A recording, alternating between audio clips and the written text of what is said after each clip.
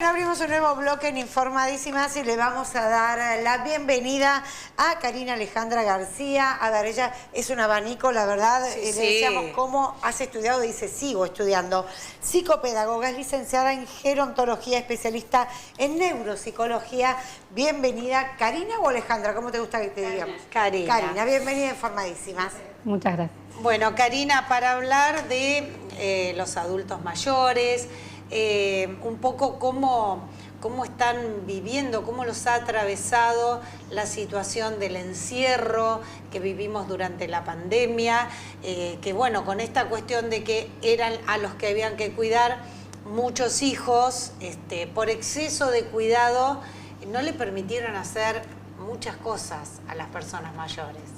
Totalmente, creo que la pandemia no hizo más que exponer cuestiones de vulnerabilidad que atraviesa al adulto mayor y sobre todo a aquellos con escasos recursos, ¿no?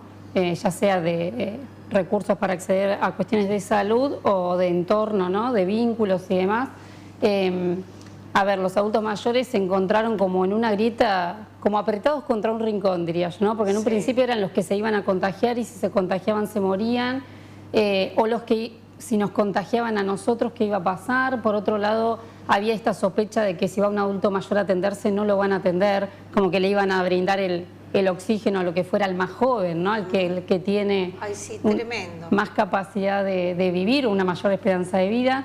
A ver, todo eso lo que genera es un entorno de incertidumbre, de mucha preocupación, de mucha inseguridad, miedo, temor.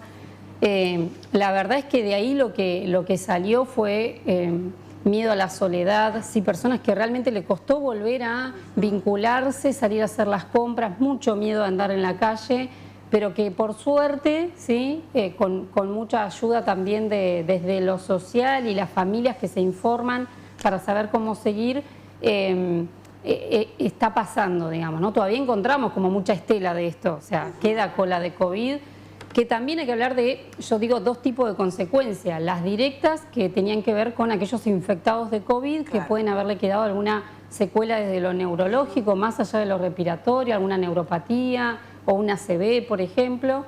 Pero también hay un costo indirecto que es todos los trastornos mentales, ¿sí? Como la depresión, la ansiedad, que aumentaron exponencialmente después de la pandemia. Y no solo para los adultos mayores, sino también en los jóvenes, que nos preocupa. Si nosotros entendemos que el envejecimiento es un proceso y todos nosotros estamos envejeciendo, nuestro mayor desafío tiene que ser que los jóvenes se informen para crear ese envejecimiento, para pensar de forma consciente cómo quieren vivir. Y eso... Vea qué importante ese punto. Ayer justo, mira, lo escuchaba en un programa de televisión al doctor Diego Bernardini, que nosotros hemos dialogado también. Claro. Seguro, Karina, vos lo conocés porque es alguien que, bueno, que es un par tuyo en esto de la gerontología, y hablaba de la importancia de hacer hincapié en esto, la longevidad, porque hoy la mirada del adulto mayor se está corriendo cada vez más, ¿no? Sí, lo que pasa es que nosotros venimos de la cultura anti-age, del temor a envejecer, ¿sí? Como que era casi lo peor que nos podía pasar, y también una mirada del viejo pobrecito, ¿no? Pobre indefenso, que ya no puede hacer, que ya no puede aprender. Hoy nos encontramos con personas de 60, 70, 80, 100 años en condiciones de actividad total, mucho más activo que por ahí nosotros mismos. Entonces eso cambia el paradigma, ¿no? Uno dice, bueno, si yo voy a envejecer como vengo viviendo, lo que tengo que hacer es cambiar los hábitos para que sean más saludables. ¿Se está tomando conciencia de eso? Se está tomando conciencia, sí, y viene mucho también, no solo de la medicina y lo que ha avanzado la ciencia, por supuesto, que nos da saber teoría y poder fundamentar todo esto, sino también de hacer consciente que cuanto más natural vivamos, menos artificial, digamos, eso es lo que nos va a llevar a envejecer mejor.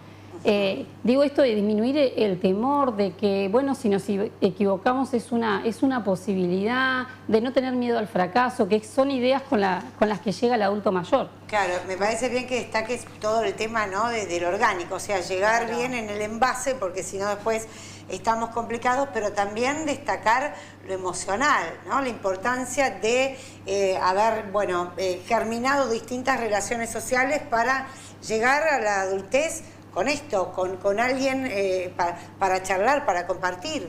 totalmente. Mantenernos activos mentalmente también incluye lo vincular y lo emocional, por supuesto que sí.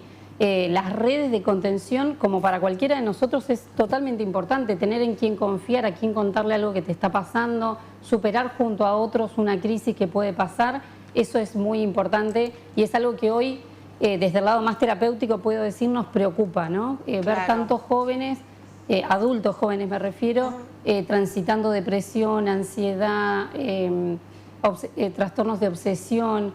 Todo eso necesita de un acompañamiento para no envejecer, ¿no? Con un estrés crónico que luego se hace una bola imparable. Creo que el estrés es el punto donde hay que intervenir también. ¿Cómo influye, la parte emocional?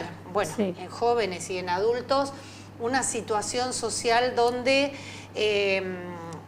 los adultos mayores son casi maltratados por la sociedad, ¿no? Esto que vos decís, el no dejarlos envejecer, el que no les alcance el sueldo para vivir, que vayan a atender si no encuentren médicos, que no les cubra la obra social el medicamento que necesitan, esa cosa de tener que pedir ayuda que los denigra, que no quieren pedirle a sus hijos que los ayuden a mantenerlos.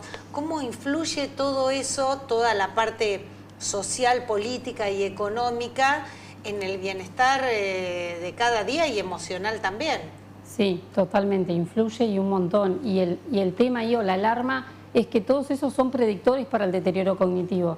Entonces, si uno viene, como decía recién, de un estrés crónico, de una situación en esto, en que no puede satisfacer a veces las necesidades básicas, no hablemos de realizar un tratamiento mucho más específico, la realidad es que hoy no hay respuestas. Por ejemplo, la mayoría de nuestros jubilados ya son inactivos, ¿sí? Es decir, no tienen otra actividad de donde puedan obtener dinero. Claro. Tienen una obra social que es la del Estado, que por momentos ayuda en muchas cosas y en tantas otras todavía falta y hace agua. Digo, también hay políticas públicas que ayudan, porque si no esto sería un descontrol. Nosotros pensemos que hay un cambio demográfico que hizo que la esperanza de vida aumente tanto que tenemos muchos adultos y adultos mayores y a su vez se aumentan las patologías propias de la edad. Claro. Entonces se hace que haya tanta demanda a nivel de lo público, sí, que no se alcanza a responder. Eso es entendible, ¿sí? Pero más allá de eso, muchas veces se hacen burocráticas situaciones que deberían ser sencillas, como conseguir la autorización para un medicamento o para un turno, una consulta, y están que van de un lado para el otro, que los rebotan, que la letra, que la fecha, que todo eso genera un malestar constante que nos lleva a un estrés. Ese estrés, ¿a qué nos lleva? A trastornos emocionales probablemente, y como consecuencia puede surgir un deterioro cognitivo que vale, si tengo un ratito más, explicar que es distinto de una demencia. Ahí creo que quiero ir. Bien, a ver. ¿Por qué? Porque también hay mucho miedo, ¿no? Que si me empiezo a olvidar, entonces voy a tener Alzheimer. Es una posibilidad, pero no es la única, ¿sí? Hoy por hoy yo me animo a decir que me dedico a evaluar, a hacer evaluaciones neurocognitivas, que la mayoría de la queja, ¿no?, subjetiva, la que trae el paciente, la persona, la consulta, no tiene tanto que ver con el olvido real, como que algo se fue de nuestro cerebro, sino más bien con el pesar emocional, de que si me olvido, ¿qué va a pasar? Del miedo a la frustración. Claro. Entonces, por eso nosotros le llamamos queja subjetiva hasta que desglosamos toda la información y vemos a qué se debe. Y es interesante entender que entonces, cuando hablamos de demencia, estamos hablando de una enfermedad, de una patología, ¿sí?, que puede darse de forma temprana en personas de mayor de 40 años, pero en general afecta a personas mayores de 65 años. Demencias hay un montón, sí, hay distintos tipos de demencia. Lo importante es lograr o conseguir un diagnóstico temprano. Pero ¿y cómo se manifiesta? Porque vos decías, bueno, a ver, esto de olvidarme no es que, me olvido esta edad, listo, a los 60 voy a tener Alzheimer. No, no es así, digamos, no tiene esta no es directo. Tan lineal, claro. Pero el tema de la demencia, ¿cómo empieza a manifestarse? Mira, ahora que recuerdo el caso de Bruce Willis, también en un principio lo habían confundido con afasia en el diagnóstico. Sí. Y hoy se sabe que es demencia, es una persona joven relativamente. Sí. Él, bueno, tiene un tipo de demencia que puede afectar a personas más jóvenes. Cuando nosotros hablamos de la más frecuente es el Alzheimer, que afecta a personas mayores de 60 años, excepto casos de herencia familiar. La demencia se manifiesta, o la vemos, mejor dicho, como sintomatología, que la persona ya no puede hacer las cosas que hacía antes con tanta facilidad, ¿sí? que a veces no es más que armar la lista del supermercado o quizás sí conducir en la vía pública, llegar a un lugar sin perderse. El tema, creo yo, con los olvidos es darme cuenta que si me está afectando en mi vida diaria y en la relación social, eso me tiene que alarmar. Ahí tengo que hacer la consulta al médico. Claro. Porque probablemente si yo voy en ese instante en que me di cuenta que no me siento bien, que hay algo que me está molestando a diario y que tiene que ver con los olvidos, la memoria, la atención, el lenguaje, si voy en ese momento probablemente, ¿sí? Bueno, me animo a decir que seguramente se va a poder intervenir y lograr mantener a ese paciente en ese nivel. ¿Qué pasa? Que la mayoría de las demencias son progresivas, ¿sí? Entonces, esto indicaría que va a ir a peor, que se van a ir perdiendo más funciones. Si yo logro diagnosticar en la etapa temprana, logro como de alguna manera detener el deterioro ahí y si va a seguir, que vaya de forma más lenta. Claro, más eso es una ganancia de 10, 12 años de bienestar. Es impresionante, esto nosotros lo estamos viendo en la clínica, en donde trabajo, yo estoy en Génesis Salud y ahí tenemos un dispositivo específico para personas con deterioro cognitivo mayor, que es la forma en que actualmente se llama las demencias. Claro.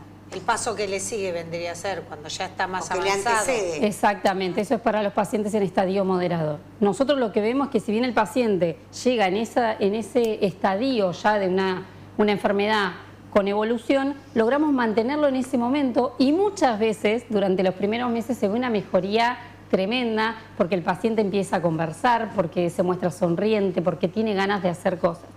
A mí me gusta decir que es como seguir poniéndonos una zanahoria delante y tener un porqué. Claro. Creo que en la vida cualquiera, todos nosotros tenemos que tener siempre una zanahoria, un porqué, un motivo para vivir. Sí, y de esa manera inspira, ¿no? Va a ser, exactamente, va a ser con mucho bienestar y lo vamos a disfrutar, que es la idea, que no nos pese. Mira, Karina, te pregunto algo similar a lo que le preguntábamos recién a Janina Beñar. Ahora, hablamos de esto y que es tu especialidad, digo, pero más allá de la parte, si se quiere, más negativa que dejó la pandemia, ¿dejó también en los adultos mayores un aprendizaje? Pienso en las herramientas tecnológicas, ¿no? Que muchos también tuvieron que agilizar ese aprendizaje y que hoy puedan manejar. Antes no se manejaba un celular, hoy ves que muchos sí. Digo, ¿también tuvo esa pata, digamos, la pandemia? Sí, totalmente. Nosotros lo vimos acá en Tandil, en donde encargaban al supermercado a través del celular. Claro. Y gente que nos decía, mi abuela jamás hubiera hecho eso, o mi mamá no lo hubiera hecho. Digo, así como atravesaron muchos conflictos y crisis y momentos de malestar, también hubo aprendizaje, como dicen ustedes, que es lo más importante, pero también nos enseñaron muchos a nosotros, ¿no? Claro. Como decir, si yo puedo, vos tenés que poder. Claro. Y eso también es muy importante resaltar, porque si no siempre esperamos como que el viejo, por ser viejo, tenga que como que estar bien solo, y la realidad es que no, que tienen que ser un ejemplo para nosotros. Sí, claro. Tal cual. Y por ahí no, que no, en Occidente no se lo tiene el adulto mayor como esa figura de experiencia, de respeto, como sí se lo tiene en Oriente. Tendríamos que aprender un poco más. Un poquito de eso. Totalmente, ya hay que cambiarlo porque hay mucho prejuicio negativo sobre el envejecimiento que está cambiando y es bueno poder decirlo hoy. El viejo de 60 años, que no está mal llamarle así. Es re joven. Es re joven, claro, porque puede trabajar si quiere hacerlo, puede emprender algo nuevo, puede viajar con soltura, digo, puede hacer un montón de cosas. Lo que asumimos como esta nueva generación de viejos es eso, es que no tienen límite. Claro. Y creo que es lo más interesante. Claro, bien. Eso es genial. Nos encanta tu mirada, Karina. Ver todo lo que saben, lo que pueden hacer. Si alguien quiere hacerte alguna consulta, ¿no? Porque decías que trabajabas en un lugar específico o alguien advierte que su mamá, su compañero de vida, puede tener algún tipo de indicio, esto que marcaste, ¿cómo te encuentran? Y yo trabajo exclusivamente en Génesis Salud, que está en San Martín 1031. Bien. Ahí pueden acercarse a buscar información, a resolver dudas y también averiguar por estas cuestiones que yo les decía de diagnóstico o de tratamientos. Perfecto. Bien. Bueno, Karina, te agradecemos muchísimo. Gracias. Y nada, siempre nos gusta ocuparnos de las personas con camino recorrido, porque también son parte de la sociedad y siempre... Cada semana tenemos varias notas de este estilo para que vivamos todos mejor, ¿no? Exactamente. Para tomar conciencia de que nos queda poquito. De que ya estamos envejeciendo. Ya estamos. Gracias a ustedes y qué importante que se dé en la televisión este espacio. Gracias. Claro que sí. Karina Alejandra García, psicopedagoga, licenciada en gerontología y especialista en neuropsicología, nos visitó hoy en Informadísimas.